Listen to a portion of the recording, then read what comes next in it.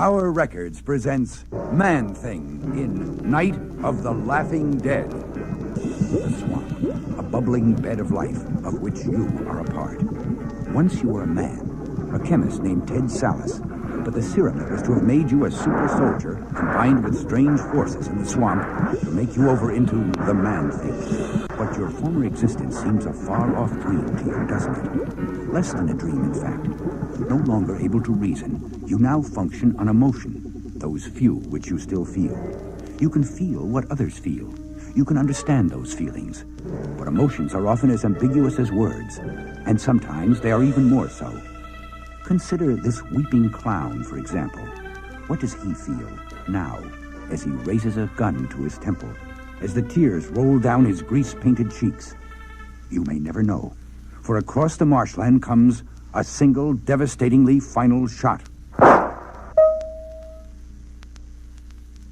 That prods you into action. You attempt to hurry to the source of the evil sound, but no matter. You are too late. It was too late before you began. And all you can do is stare through hazy crimson eyes at the little clown's corpse and reflect on the buried fragments of memories brought to the surface by the ugly sight. You remember how the man you were fought to protect his scientific discovery. You remember more, the blinding moments of escape, the knowledge that he had to destroy the vial, and perhaps, at the same time, destroy himself. And so, Ted Sallis did what had to be done. Memory. You recall the transformation, the mingling of the chemical with the swamp waters around him, the stark shock to his metabolism, and the bitter ending of his sanity. Slowly, mercifully, the memories end. And the man who was once Ted Sallis, whose body has become that of a swamp-roaming creature, forgets again what once he knew. It's better that way. It's better. As those thoughts fade, your gaze falls upon something at the dead man's foot. But you wonder, could these little scrawls on this thin white leaf explain why the man took his own life? But wait, another flash of recollection from your former life. Funeral. Humans bury their dead, so this one must be laid to rest.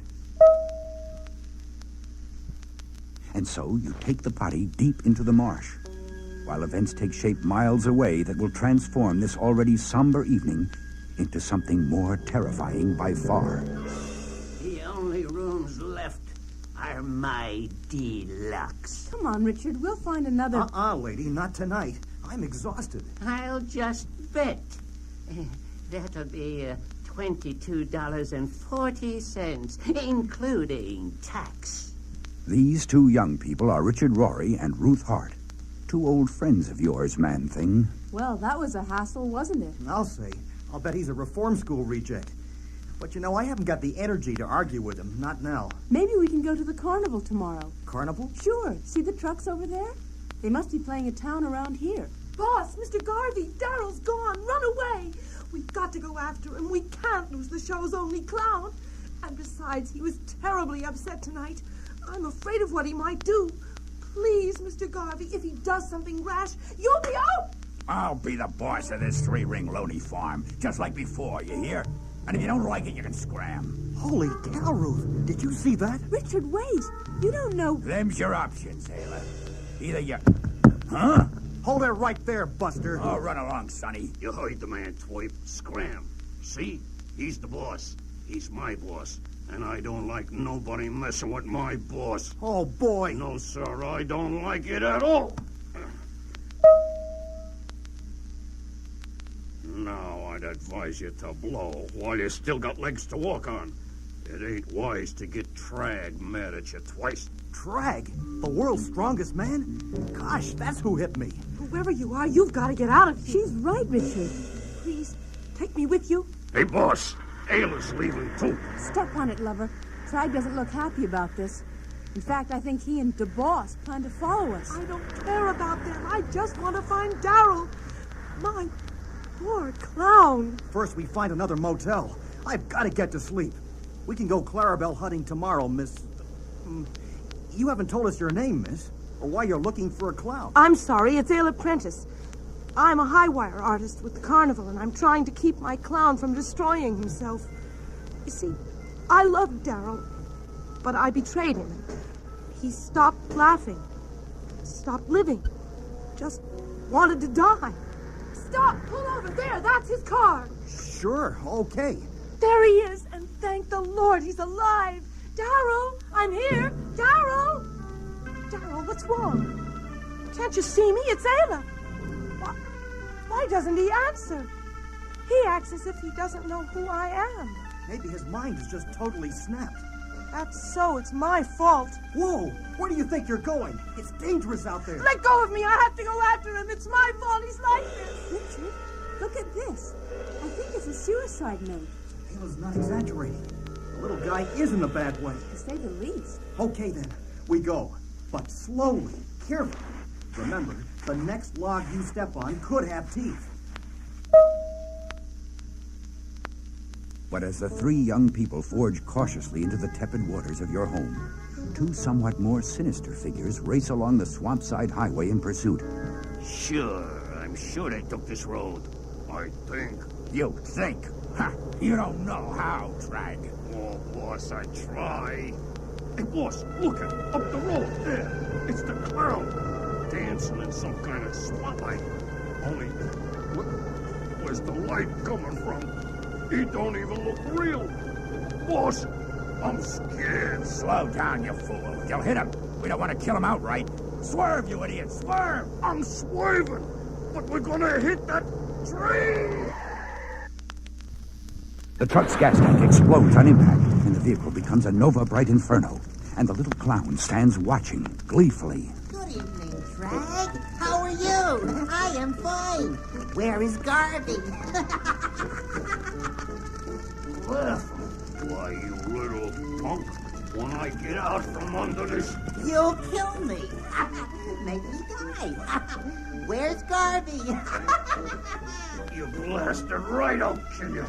I'm mad now. Oh, my. He's mad. But he'll still have to catch me. And he can't, because he's too big and slow and stupid. Maybe. But at least I ain't no walking joke. And not too far away. Listen, voices. It sounded like Trag. I didn't hear anything. Are you sure? No, it's hard to be sure of anything in here. I didn't realize it would be this dark. There were so many little sounds, so many shadows. Oh, that's no shadow. It's some kind of... Here. Oh, whoa. It's carrying something. Or someone.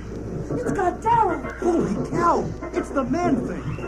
Take it easy, Ayla. I know this is hard to believe, but that creature won't harm us or Darryl. If that is the clown he's holding, he may be protecting him. Even so, we better not startle him. Right. We'll move closer, slowly.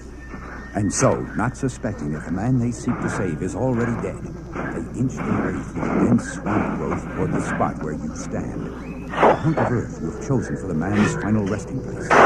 And when they push aside the last clump of green, when they see the clown's limp body and the heavy branch in your mottled hand, Ayla draws the logical but wrong conclusion and panics. Heedless of the seeming danger you present, she rushes to the side of her fallen friend. Darryl, wake up! It's Ayla! Darryl! Oh, no! He's dead! Dead! You can feel this woman's deep sorrow. Your own head bows. But then, another powerful emotional force makes you whirl, startled. How could you? I'd almost come to think of you as human. But now, get out! Get out of here, or else... Anger, aimed directly at you, emanating from a man you assume to be your friend. Why? What did you do? Why does he loathe you so? You cannot reason, and even if you could, you lack the vocal mechanism with which you might explain to them their error. So you merely skulk away. Once you have gone, tears flow copiously. I didn't believe the man thing was capable of this. In fact, it still strikes me as odd that I could face him down so easily. Unless... I never told him how I felt. I'm so ashamed. Oh, wow! How could I have been so blind? Ayla, look. He's been shot. The monster didn't kill him. But that's impossible. We didn't hear any gun go off. And we just saw Darryl alive a few minutes ago.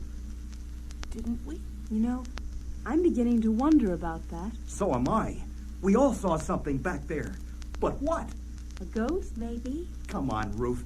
Under the circumstances, isn't that a little bit morbid? Nice try, twerp. Play acting that clown's dead to protect him from me. Trag! Come on, Clownsy. Stand up and get beat to death like a man, you hear? Stop it, Trag! You can't kill a corpse! Trag, I said stop it! You said. Why should the world's strongest man care what you said? Perhaps you are the reason Trag should care. For despite your puzzlement at his earlier outburst, you still know Rory as a good man. Who's the lug in the gorilla suit? And Trag's assault upon him enrages you. Whoever he is, he ain't on my side, so he must be on yours. So, he's a blasted living slime pool. But if he figures that's gonna stop me, this is a challenge for me. I know I can take any man. But a monster, that's something new. I sliced right through him. He has torn from you some small bits of your being, yet still you stand, to all appearances, unharmed. I tore into you, ripped you apart, and you didn't even feel it. You are waiting for one reaction, fear. For if this man, or any man, fears you, your very touch can burn his flesh to ashes. But Trag is not afraid, only amazed. He attacks again, but this time it is your strength which prevails. And in the absence of fear, you resort to other, even more brutal means to destroy your foe. But the memories return once more, the visions of needless, wanton slaughter. And though your instincts advise you otherwise, you allow him to live. And as you make that choice, the most bizarre event of this night occurs. Holy leaping! What is it? What's happening to him? Or is it happening to us? Are we all losing our minds? The warm night air has suddenly turned chill as you stare along with the humans at the skeletal specter that has risen from Daryl's lifeless shell. What are you? What do you want? Why? I want to make you laugh. I want smiles and guffaws and grins and good cheer. And most of all, peace. What does any clown want but to make people happy? But I could not go on making others laugh when all I felt inside was pain, when the love I gave was not returned.